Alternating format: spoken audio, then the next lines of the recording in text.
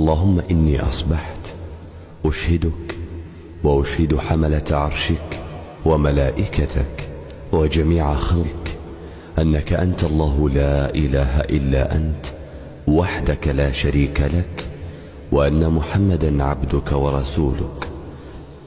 اللهم إني أسألك العافية في الدنيا والآخرة.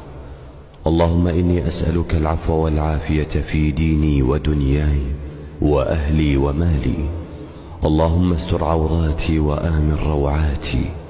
اللهم احفظني من بين يدي ومن خلفي وعن يميني وعن شمالي ومن فوقي، وأعوذ بعظمتك أن أغتال من تحتي.